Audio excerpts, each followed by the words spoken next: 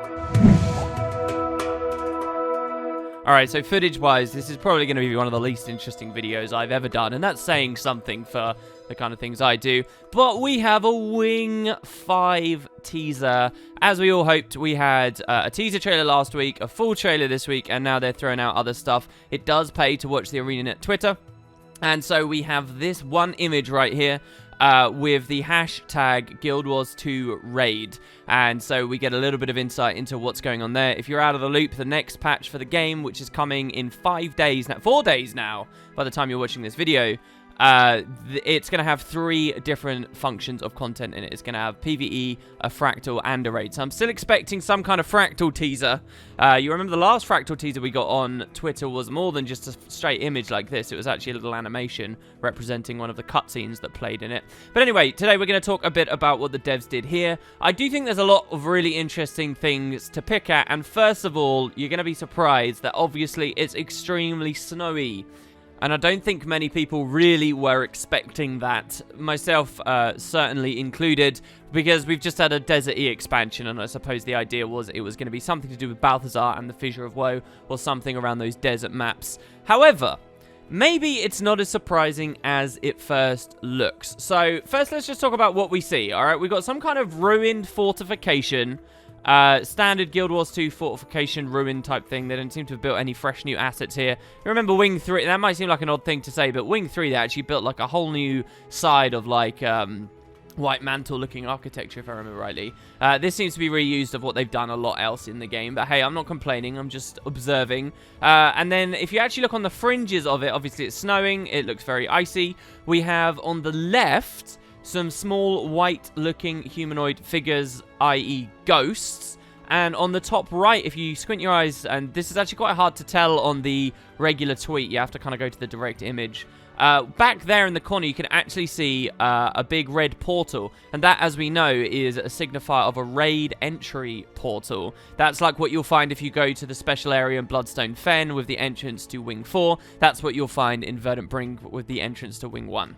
So, and then between the wings, obviously, for all of the Forsaken Thicket. So that's really all we've got. And then beyond that, I'm sort of taking you from here. So, again, the footage might not become too much more relevant. But first, let's just talk about the snow thing. There are lots of possibilities here. And the first thing that I thought of was actually back to when Wing 3 came out. If you remember Wing 3, we had lots of things we could interact with in the environment. And one of them, and in fact not just all of them were interactable, there were many just strewn about that you could see but couldn't press F on.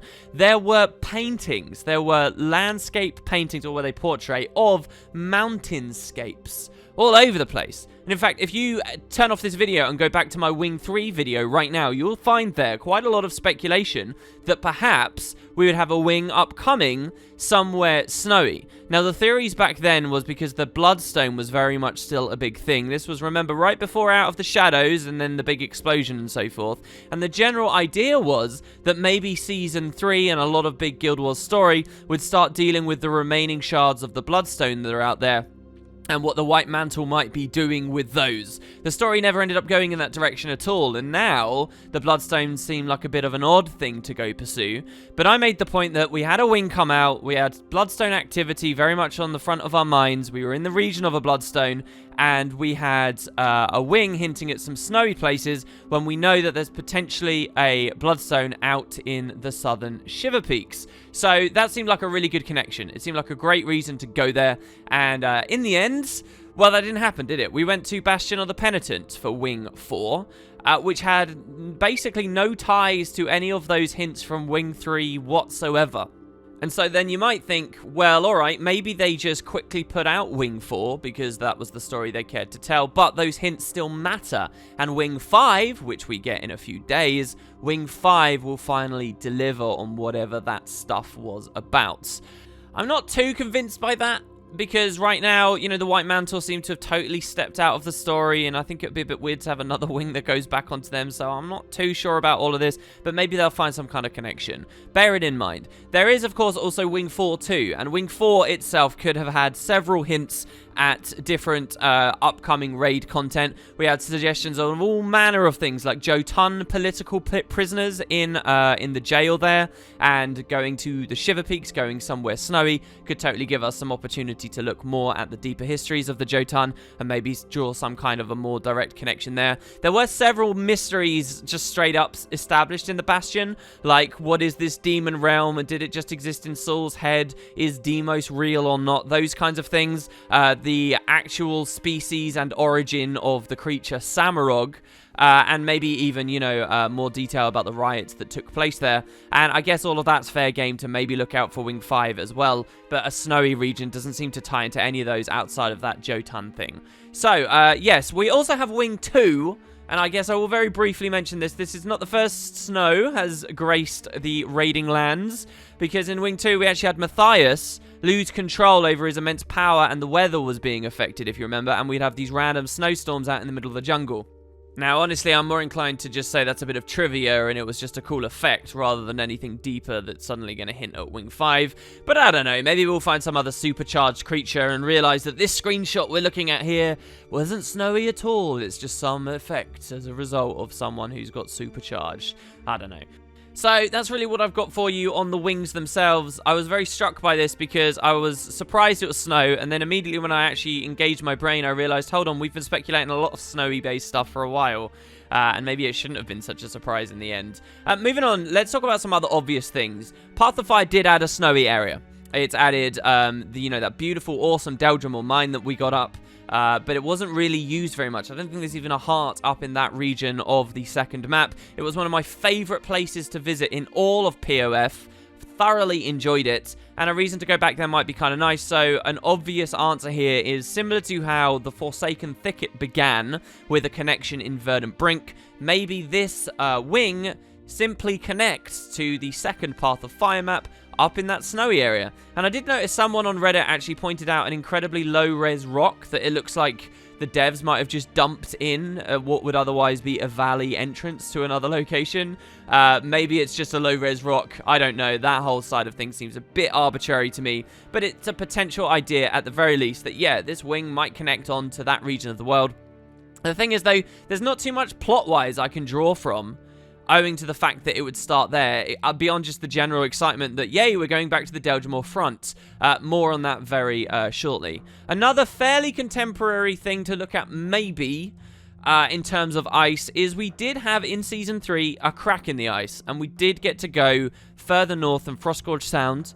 And you might think, well, what was special about that, WP? I would expect that to be expanded on in Living World Season 4, WP. And I think you're right about that. But also do recall that there is that Arctic area. We do have Jormag activity up there, and the Arctic area wasn't used very well. The idea that maybe the raid starts beyond that would be kind of fun, but I wouldn't put too much stock in it. And if any of you are thinking, but WP, they wouldn't want everybody to have to brew an elixir to get into the wing, remember the aerodrome is a thing. So, if it's none of these ideas, what else could it be? Now, I want to take you guys back to the Mists.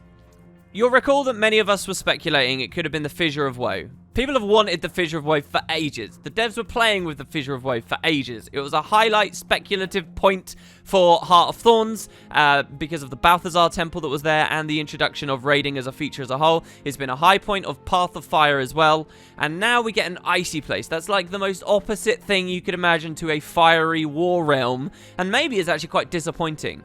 So, the devs could be playing a trick on us. This could be some kind of temporary or weird or special place, but is the Fissure of Woe nonetheless. And the whole tweet is just to misdirect us and have fun with us. Maybe. It's not necessarily ArenaNet's MO to do that, but maybe it could be that. But the Realm of the Mists, I think, is actually a great place to stay, because there wasn't just the Fissure of Woe as an elite endgame place for Guild Wars 1, was there? There was also the Underworld, and if anything, of the two, the Underworld was the one that had more farm and more renewable content for people to do, because of the kind of ecto farms that were in there, and eventually, all the stuff they added associated with Halloween's, and the Doom stories, and sort of the overhauls that the Fissure of Woe itself never got. Fissure of Woe had obsidian armor, but you'd go in and get that, and that was one of the only times you'd really go in. Generally, I know some people farmed it a bit more. So, the Underworld. The Underworld has been getting a few hints, hasn't it, through current events. So the Underworld having a shot of getting a look in on this patch is actually really high, I think. Whether it's in Living World, whether it's in the raid, I don't know. But since we now have an icy image of the raid, it might be curious for you Guild Wars 2 exclusive players to realize that the Underworld did have an ice-associated area in it. The Ice Wastes. And its patron god, Grenth, is the god of death and ice. Okay, so ice is a big theme. So here I'll throw an image on screen of the Underworld Ice Wastes for you. I'll just pull this from Wiki if I can. And you'll notice here that it doesn't really look anything like the Guild Wars 2 raiding screenshot. I think there's some validity in making that point, but I'd also say that after all these years, 250 years, and after the god has actually left and things could be totally out of control, who knows how it would look. I suppose there's a decent argument to be made that maybe the Underworld wouldn't be so icy anymore after the icy god leaves, but whether that's a tangible thing to go on, we just don't have enough information right now. So you can make the argument it doesn't look very much like the old Ice Wastes. I would say neither in lore, for what it's worth. You know, these are the mists. Who knows what laws there are governing how much it changes. But also, in terms of the real world and the development studio, it's okay to take the idea of a region and implement it a bit differently. If it's called the Ice Wastes, then, and they seek to, in Guild Wars 2, reimagine it and make it look more snowy, then I can totally imagine them doing that, and that's on the table. If we hold them that strictly to recreating Guild Wars 1 areas with that kind of artistic detail, where it's certainly the same as how they were limited in 2000 goddamn 5 and 6, I think that would be really, really stupid. If they can change Oakhearts the amount that they did, to use my regular example, then they can change this too. So maybe, again, we're looking at the Underworld, and I'll remind you of our little friends on the left, the ghosts. There are spirits here. Now, as we've talked about a lot lately, there's a huge number of varieties of spirits and undead factions and so forth around, but I do think that's pretty strong evidence, and I think that is pretty exciting. Remember, by the way, as well, that the Underworld is actually quite big, and I've regularly made the suggestion that both Fissure of Woe and Underworld would work quite well as open world maps in Guild Wars 2. And so then if this wing only covers, you know, a couple of areas, one of them being the Ice Wastes, that actually wouldn't surprise me. That does lead me into another area of discussion. It's to do with the mechanics of this wing and mounts. Because on the other hand, while we have a set idea of what a wing size should be from Heart of Thorns days, mounts are now a thing. And just as gliding was available in the Heart of Thorns raids, I would assume mounts are going to be available in the Path of Fire raids, which could just mean that they're a lot bigger. Might also explain why this wing has taken a while to come out, longer than early estimates had been from the devs, and maybe this really is just a small area. Either way, a screenshot can only show so much, so maybe it's not too worth discussing. The idea of an entire, of a wing that covers all of Underworld, all the areas, and just as much content to boot is absolutely insane to think about, though. And as well, are we expecting this to be a one-wing story, or is it going to be a multiple-wing story again? I think all of these factor into how I take this screenshot. Moving briefly back to icy areas, I can think of a few other areas that this could be.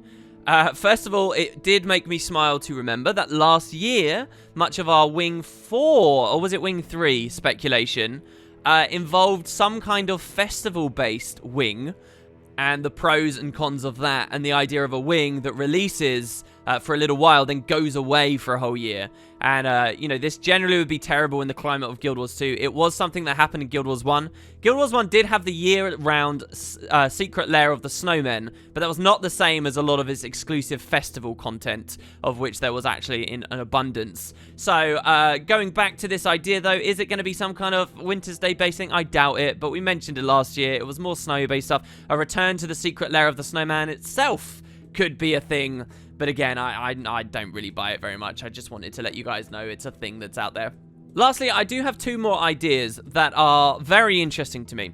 And we already vaguely talked about one. Let's imagine that it is an entrance from the Desert Highlands. Let's imagine that we are returning to the Thunderhead Keep. Let's imagine that, no, it's got nothing to do with the Bloodstone because, hey, yeah, the White Mantle aren't around and so forth. There is another potential place that's pretty close that this wing could line up with. And for the architecture we're looking at specifically, I'd put it as pretty high on the list, and that is the Thunderhead capital city of Thunderhead and its associated keep, Thunderhead Keep. So, what is this? Well, in Guild Wars 1, you could explore a lot more of the southern Shiver Peaks, the region now known as the Deljamore Front, than you can in Guild Wars 2. It is a location north, and a fair clip north of where Path of Fire gets us to.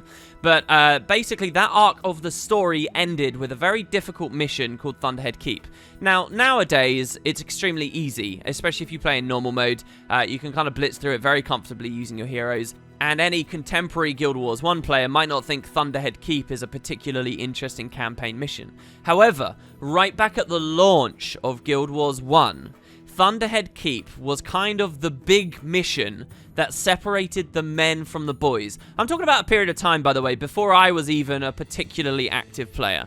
And so, in some of the earliest days of this franchise, Thunderhead Keep gained a reputation of being brutally challenging. It was a particularly interesting mission too, because it was like a gateway to a whole region of the world, the Fire Island chain with the final stuff. And it was right at the point as people got their max level armor. It was right after you just infused your stuff. And then it was ArenaNet slamming you with the difficulty to progress in the core story. So it got a real reputation. It was later nerfed, and then players like me came along and we didn't really notice it was anything special. I myself, funnily enough, when I originally started on YouTube and did a Let's Play where I soloed all of Prophecies, I did have my own struggles eventually at Thunderhead Keep, so I do have my own nostalgic memories of how challenging that was, but that was only because I put myself into kind of a ridiculous position where I was trying to solo something that 8 players were required for. So, even though I missed that early stuff, I actually have a lot of excitement for returning to Thunderhead Keep, and especially as a raid, because then it kind of matches up with that brutally difficult kind of experience that I, and I suppose many other players once upon a time long ago, actually had. So, the Thunderhead Keep idea is pretty solid. The spirits in the area, I'm not so sure about, but there's nothing stopping random spirits from being there. It is a deteriorated, old-looking ruin that could be something of a keep, I guess. And the idea as well of mounts, for what it's worth, I don't see many people talking about this, but if it was going to be in a wing and it was going to recreate, at least to some extent, the Guild Wars 1 experience, which was kind of a big defense, where you would leave sometimes to go kill key bosses, that idea with mounts is actually kind of fun, that you'd have this big hotspot you need to defend, but you've got to use your mounts to move far away, and then return quickly in time. I actually really kind of like that. So there have been some further comments on the whole Thunderhead Keep idea, in that, as I mentioned a second ago, it is really quite far away, but I would say that's arbitrary. It doesn't matter that it's very far away, and there's a lot of reasons why it doesn't matter. First, because portals exist, okay? So we can walk into a portal and then all of a sudden appear over there. The devs have done it before. They'll be happy to do it again. If you want a really pointed example of that, like the Vabi connection. The Vabi connecting to the Desolation, they just skip a huge chunk of the world to get us closer to it. No questions asked. We just are assumed to have moved that distance. You also have to look at the Wing 4 release, Bastion of the Penitent. They just dumped that out in the middle of an entirely unexplored region of the world for Guild Wars 2 and left it there. I'm sure I can imagine them doing a similar thing for the Deljamore front. Not that I particularly like that they did that, but I can imagine them doing that. You also have to think about the scope of raids too. As I just mentioned, this wing could be huge now, especially with mounts. And so we could be traveling up to Thunderhead. Thunderhead isn't the be-all and end-all. It could be the adventure getting there. And indeed, the Prophecies campaign mission was much like that. It was a long adventure going through the city and other stuff before you finally got to the keep. One of the reasons it was such a pain to solo, because if I wiped at the end, I'd have to wait like half an hour to get back to where I wanted to be. And finally, this doesn't actually have to be the actual keep. Again, it could be a multi-wing story, and you could just take what I said a second ago even further and suggest that this could be some kind of fortification on the way to the keep that will eventually get a couple of wings down the line. So there you go, that's Thunderhead Keep. I think that's the main bit of speculation most people are looking at. I will throw one final one out there that I can imagine. Now, if it's not Underworld, if it's not Fissure of Woe, ask yourself, dear viewer, where do you want the raid to be? And your answer could be that you want a raid in the Garenhof Wizard's Tower. And if, like me, that's always excited you, it might be interesting for you to hear then that that is not the only Wizard's Tower in Guild Wars lore. That there was actually another kind of Wizard's Tower in pre-Searing Ascalon in the mountains. So I would find it hilarious, and this is truly a conspiracy theory one here, I would find it hilarious if the devs saw people asking for the Wizard's Tower and decided to give them the Wizard's Tower, but not the Garenhof one, the one most people don't know exists, but is in the Shiver Peaks. So there you go, that's where I think this could be. Some final little notes about mechanics as well. We have seen icy things a bit in Wing 2, again, because of the Matthias thing. We had, like, using fire attacks to clear packets of ice. I'd be interested to see if that becomes a thing. Don't forget that Super Adventure Box has all those sliding mechanics and icy areas we go to there. I wonder whether they'll do something like that here, and I wonder whether they'll have it affect mounts differently. So like very slippery, icy, bad areas that the skimmer's particularly useful going over. And I will say just lastly, looking at it, it doesn't really seem like there's much mount interaction at all going on. And so I wonder whether they won't do it. I'll remind you all that in the AMA, the devs did say that they weren't interested in doing mastery tracks for raid wings. And so don't expect some kind of new creature to be hanging around on. Don't expect this giant elephant that's a team-based mount, as many of us thought would be cool right in the early days of Path of Fire. I think that's pretty much already off the table. Beyond that, there's some mobs to kill, presumably those ghosts, unless somehow they're on our side. The ghosts all look fairly humanoid as well, and not dwarven, and maybe pay attention to that. So there you go. That is the little raid teaser that the devs threw out for us. I think it's pretty interesting. Hopefully not too many jokes about the fact that we got 25 minutes of discussion out of a single frame, but there it is. I hope you guys enjoyed. I'll keep you up to date with any other teasers we have thrown out, and I'd love to see what you think. Did I miss something? Say something outrageous? I'd love to hear it. See you guys shortly.